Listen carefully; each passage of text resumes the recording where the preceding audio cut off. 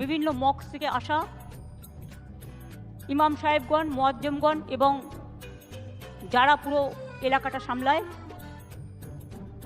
তারা সকলে রেড রোডের নামাজে আমি প্রতি বছর যাই। ফজলুল সাহেব এখানে এসছেন কষ্ট করে। মোল্লাদের দিদি নেতাজি ইন্ডোরে একটা সভা রেখেছিল। সভাটা হচ্ছে ওদের প্রাণের প্রিয় মুসলমান ইমামদের নিয়ে। আর সেই ইমামদের নিয়ে দিদি আজকে কি বললো আজকের ভিডিওতে আমরা সেটাই দেখে নেব। তো চলো আর বেশি না বকে ভাট, আজকের ভিডিওটা শুরু করা যাক। পুরোহিতদেরও আমরা ভাতা দিই না তা নয়। হ্যাঁ দিদি, আমরা জানি তুমি পুরোহিতদের ভাতা দাও, কিন্তু সেটা মুসলিমদের থেকে অনেকটাই কম। সেটা তো তোমাকে বুঝতে হবে, কারণ মুসলিমদের অনেকগুলো ছেলে মেয়ে আছে, তাই তুমি ওদেরকে বেশি ভাতা দাও, সেটা ঠিক আছে। তো সেটা তো মুখে বললেই পারো, এত নাটক করার কি আছে দিদি ভাই? যাদের প্রয়োজন, যারা অ্যাপিল করেন, ওখানেই তো সমস্যা। মুসলিমদের তুমি সবাইকে ভাতা দাও, যারা ইমাম তাদের সবারই ভাতা আছে, কিন্তু পুরোহিতদের যাদের প্রয়োজন দেখে দেখে তুমি তাদেরকেই ভাতা দাও। তাহলে এখানে বুঝতে হবে যে রাজনীতিটা কাদের সাথে হচ্ছে, পক্ষপাতিত্বটা কাদের সাথে হচ্ছে। আর বিশেষ করে তোমার মতো এত নাটকবাজ পশ্চিমবঙ্গে আগে কোনোদিনও দেখা যায়নি। এই সর্বপ্রথম তুমিই নাটকটা শুরু করেছো, চালিয়ে যাও এরকম নাটক। 40,489 জন অফিসিয়াল রেকর্ডে আমাদের আছেন। আর ওই রেকর্ড ধরে ধরেই তুমি ভাতা দিচ্ছ, ওই রেকর্ড ধরে ধরে তুমি ইমামদের ভাতা দাও। সে দাও, তোমার টাকা বেশি আছে, তুমি আমাদের ট্যাক্সের টাকা নিয়ে তুমি দাও, আমাদের তাতে কোনো আপত্তি নেই। কিন্তু বেছে বেছে তুমি ব্রাহ্মণ পুরোহিতদের ভাতা দেবে, তখন আমাদের সেখানেই ফাটবে। কারণ তুমি সবাইকেই ভাতা দাও।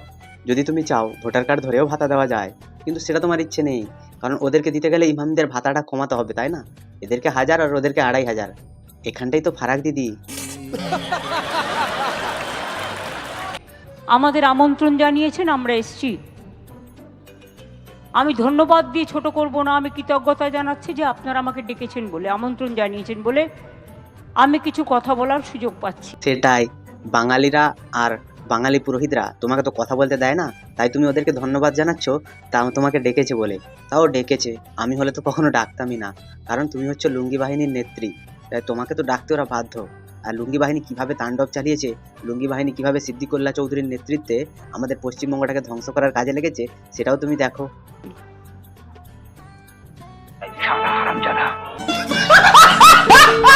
পরিস্থিতির চাপে ওয়াকআপ নিয়ে কিছু অশান্তি হয়েছে। কিছু অশান্তি হয়েছে মানে অল্প কিছু, দিদির কাছে ওটা সামান্য, ওটার কোনো দাম নেই। তিনটে তরতাজা মানুষের প্রাণ চলে গেল, সেখানটায় বলছে নাকি কিছু অশান্তি হয়েছে। তো এইরকম মুখ্যমন্ত্রী, যিনি মানে একটা প্রাণ চলে যাওয়াতে কিছু, এর আগেও আমরা দেখেছি যে তিনি রেপকে ছোটোখাটো একটা ঘটনা বলেছেন। আর কোনো একটা মহিলা রেপ হলে তাকে বলতো কি যে তুমি আগে ঘুরে দেখো যে সেই মেয়েটার কোনো লাভ অ্যাফেয়ার ছিল কিনা। প্ররোচনামূলক কথাবার্তাও হয়েছে। মুর্শিদাবাদ সিট নয়, ওটা মালদা সিট। যেখানে গন্ডগোল হয়েছে মালদা সিট, ওটা কংগ্রেসের জেতা আসন। বাস হয়েই গেল, কাদা ছেটানোর জন্য আমাদের মুখ্যমন্ত্রী যথেষ্ট, কারণ তিনি বসে আছেন সব আইনের ঊর্ধ্বে। তো তিনি কন্ট্রোল করবেন না, যে জিতেছে সে কন্ট্রোল করবে। তাহলে একটা কথা এখানটায় বলি দিদি ভাই, শুনতে খারাপ লাগলেও এটাই বাস্তব, যে যখন তুমি জিতে এসেছো, তোমার আমলেই যখন 26,000 জনের চাকরি গেছে, তো 26,000 জনের অন্য জায়গায় কোনো কিছু একটা ব্যবস্থা করে দাও। নাহলে ওদেরকে বলো না মুড়ি ঘুগনি বেচে সংসারটা ভালো করে চালিয়ে নিতে। এই রাস্তাঘাট দখল করে রাস্তায় শুয়ে নাটক মারানোর কোনো দরকার নেই। নাটক কম করো প্রিয়। তৃণমূল কংগ্রেস যদি করতো, বিজেপির জেনে রাখা উচিত, তাহলে তৃণমূল কংগ্রেসের 3 জন এমএলএর বাড়ি আক্রান্ত হতো না, তৃণমূলের পার্টি অফিসও ভাঙা হতো না। ওটা তো দিদি পুরোটাই নাটক। ওই নাটক না করলে যে সবাই তোমাকে দেখিয়ে দেখিয়ে মারবে, তো সেটাও কথা নয়। আর তুমি যখন বলছো এখানটায় এসে কাদা ছেটানো শুরু করেছো, তুমি যখন কোনো একটা জায়গায় দাঙ্গা লাগে, তখন তুমি রিপ্রেজেন্ট করো নিজেকে কি করে জানো তো? এটা করে, কারণ কি তোমার দুধেল গাইরা ওটা শুরু করেছে আর ধ্বংসও করছে ওরাই, তাই তোমাকে তো চুপ থাকতে হবে, নাহলে ভোটের রেজাল্টে তো শূন্য আসবে। তাই এত তাড়াহুড়ো করার কি ছিল? তাড়াহুড়ো করে সবকিছু করে ফেলতে হবে? সেটাই তো দিদি, এদেরকে কে বোঝাবে যে প্ল্যান করে মারার কর? দিদি বোঝাতে চাইছে যে তোরা প্ল্যান করে কর, প্ল্যান করে চুরি কর, ডাকাতি কর, ছিনতাই কর, সব কিছুই কিন্তু তোরা প্ল্যান করে কর। এত তাড়াতাড়ি করে নিজেদের নাম খারাপ করে আবার তার সাথে দিদির নাম জড়িয়ে এত কিছু খারাপ করিস না। যতটা করা ততটাই কর, নইলে আবার দিদির ফেটে যাবে। আমি উস্কানিমূলক বক্তৃতা দিতে এখানে আসিনি, কারণ আমি শান্তি চাই। হ্যাঁ, দিদি এখানে উস্কানিমূলক বার্তা দিতে আসেনি, তাই সিপিএম, বিজেপি আর কংগ্রেস এই তিনটা লোককে দিদি টেনে এনেছে। দিদির টানার পেছনে কোনো উস্কানিমূলক কথাবার্তা নেই। তোমরা কিন্তু ভোটটা কংগ্রেসকেই দিও, দিদি কিন্তু এটাও পরিষ্কার করে দিল। আজকে আমার কথা শান্তির পক্ষে সর্বধর্মর কাছে, তেমনি আপনারও ক্ষমতা নেই কোনো ব্যক্তির সম্পত্তি বা ধর্মীয় সম্পত্তির ওপর আইন মোতাবেক সেটাকে গ্রহণ করা। আমাদের দল সবচেয়ে বেশি লড়াই করেছে। হ্যাঁ, এটা কিন্তু বাস্তব কথা বলেছো দিদি, যে তোমাদের দল কিন্তু সব কিছুতেই লড়ে আর জনগণের যে গাঁটের টাকা খরচা করে লড়ে। কিন্তু দিদি তুমি একটা কাজ করতে পারো, তোমার নিজের গাঁট থেকে টাকা বার করে সেগুলো দিয়ে খরচা করে তুমি লড়তে পারো। কারণ যেটা বেইমানি করে যারা চাকরি পেয়েছে তাদের চাকরি বাঁচানোর জন্য তুমি 26,000 পুরো প্যানেলটাই খেয়ে নিলে। আর তুমি যখন লড়তে যাচ্ছ তখন রাজ্য সরকারকে টাকা খরচা করে তুমি সুপ্রিম কোর্টে উকিল হায়ার করছো, তো তখন এই টাকাগুলো কে দেবে? দলে তোমাদের চুরি করলো তোমাদের নেতারা, পার্থ চ্যাটার্জি আর তোমার ভাইপো আর হচ্ছে তোমার ওই যে কালীঘাটের কাকু সুজয় কৃষ্ণ ভদ্র, এরা সবাই মিলে ঝোল ঝাপলা করলো। তখন তুমি সেটা কিছু দেখতে পেলে না, কারণ টাকাটা তো পুরো ইলেকশনে ঢেলেছে না। তো তুমি যদি এখন কিছু বলে দাও ওরা তো আবার তোমার উপরে চড়ে বসবে, তাই তুমি সেখানে কিছু বলবে না। তোমার মেন টার্গেট হচ্ছে আমরা, মানে সাধারণ জনগণ। এটা হাস্যকর এই দেশের জনগণের জন্য হাস্যকর। বিচারের বাণী অনেক সময় নীরবে নিভৃতে কাঁদে। এটা আমার কথা নয়, রবীন্দ্রনাথ ঠাকুরের কথা। রবীন্দ্রনাথ ঠাকুর এও বলে গেছেন যে দিবে আর নিবে, সব কিছু লুকিয়ে লুকিয়ে, আর যেদিন ধরা পড়বে সেদিন মাটির তলায় পুঁতে দেবে পুরো। দেখুন, আমার ক্ষুদ্র বুদ্ধিতে আমরা যেটা বুঝি, বাবা সাহেব আম্বেদকর কে ছিলেন? তিনি তপশিলি নেতা ছিলেন। বাবা সাহেব আম্বেদকর, যিনি আমাদের সংবিধান রচনা করেছেন, তিনি কিন্তু সংবিধান কিছুই জানতেন না। যা সিদ্ধান্ত নিয়েছিলেন দিদির কাছ থেকেই। মাদার টেরেজা যদি সেবা করার জন্য দিদির সাথে দেখা করতে আসে, তাহলে বাবা সাহেব আম্বেদকরও দিদির সাথে দেখা করেই সংবিধানটা নিশ্চয়ই রচনা করেছিল। তো এখান থেকেই প্রমাণিত হয় আমাদের দিদি কতটা জ্ঞানী।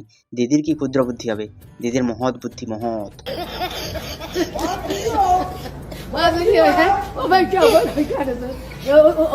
কিন্তু তিনি সংবিধান কনস্টিটিউশন ড্রাফটিং কমিটির চেয়ারম্যান ছিলেন। বাবা সাহেব আম্বেদকরের সাথে দেশের সমস্ত জাতি, বর্ণ, সম্প্রদায় যারা আজাদির আন্দোলন করেছিল। আর একটা জিনিস এখানটায় বলে রাখি, আমাদের দিদি যখন কোনো এইসব দেশের আইন পাস হওয়ার পরে ওই আইন নিয়ে সমালোচনা করতে যায়, তো দেশের একটা আইন নিয়ে যখন কেউ সমালোচনা করে, একজন পশ্চিমবঙ্গের মুখ্যমন্ত্রী যিনি প্রশাসনিক কর্তা হয়ে দেশের আইন নিয়ে সমালোচনা করেন, তো এই আইনের সমালোচনা করার জন্য দিদির কি শাস্তি হবে সেটা আমরা দেখতে চাইছি। কারণ এই রকম মানুষের শাস্তি হওয়াটা খুব জরুরি। একটা আইনের বিপক্ষে যে যায় তার শাস্তি তো হতেই হবে। বাবা সাহেব আম্বেদকর এটাও বলে গেছিলেন যে যে আইনটা মানবে না তার জন্য শাস্তিগুলোও নোট করে গেছিলেন। কত পাতেলা! তো আপনারা ক্ষমতায় এসে এই 10 বছর ধরে কি করছেন বলুন? 10 বছর ধরে বিজেপি কি করেছে না করেছে সেটা আমরা জানি না, কিন্তু 10 বছর ধরে যে তোমাদের যে চুরি, ডাকাতি, জোচ্চুরি, ছিনতাই এগুলো যে দেখিয়ে দিয়েছে বিজেপি, এর জন্য আমরা বিজেপিকে অসংখ্য ধন্যবাদ জানাতে চাই। কারণ পার্থবাবুর ফ্ল্যাট থেকে যখন 50 কোটি বের হয়, আবার 50 ভরি গহনা বের হয়, 10 কিলোর উপরে অর্পিতার ফ্ল্যাট থেকে সোনা বের হয়, সেগুলো যখন বিজেপি তছনছ করতে পেরেছে, তার জন্য বিজেপিকে আনাটা আমাদের মনে হয়েছে অনেকটাই কাঙ্ক্ষিত ছিল। আর এটা খুব ভালো কাজও করেছে বিজেপি। আর আমরা এটাও বলতে চাই যে খুব শিগগিরই কালীঘাটের আরেকটা বাড়িতে রেড পড়বে, তো সেটা দেখার জন্য পশ্চিমবঙ্গের মানুষ একদম অধীর আগ্রহে অপেক্ষা করে আছে। সেই অপেক্ষার অবসান যেদিন হবে সেদিন ফাঁসির মঞ্চও তৈরি থাকবে, আর সেদিন হচ্ছে আমাদের ভাইপো গলায় ফাঁসির দড়িটা নিয়ে নেবে। কটা ছেলেকে চাকরি দিয়েছেন? দেখো দিদি, চুরি করে তো আর চাকরি দেয়নি যে চাকরি দেওয়ার পরে আবার সুপ্রিম কোর্টের রায়ে সব চাকরি চলে যাবে। তোমরা চুরি করে চাকরি দিয়েছো, তাই তোমরা অনেক চাকরি শূন্যপদ তৈরি করেছো। সেই শূন্যপদ ভর্তি করলে, টাকা নিলে তাদের থেকে, আবার সুপ্রিম কোর্টে লোক ঠেকিয়ে তুমি আবার তাদের চাকরিগুলোই খেয়ে নিলে। এখন নাটক করছো যে আমরা তোমাদের চাকরি বাঁচিয়ে দেবো, কিন্তু বাঁচাবেটা কি করে সেটাই হচ্ছে সব থেকে বড় প্রশ্ন। তুমি নিজে আগে বাঁচো, তারপরে চাকরি বাঁচাবে। বলুন, দাঙ্গা লাগিয়ে দিয়ে ওষুধের দাম, মেডিসিন কা ভাव अब 100% बढ़ा दिया। তো বন্ধুরা আজকের মতো ভিডিওটা এই পর্যন্তই। এর ভিডিওটা পরের দিন আসবে, যা বাকি থাকলো আবার পরের ভিডিওতে মজা হবে। তো তোমাদের ভিডিওটা কেমন লাগলো জানিও, কমেন্ট করো, লাইক করো, চ্যানেলটা সাবস্ক্রাইব করে দিও। সবাই ভালো থেকো, সুস্থ থেকো, সাবধানে থেকো, দেখতে থাকো বাংলার কুঁড়ে ঘর।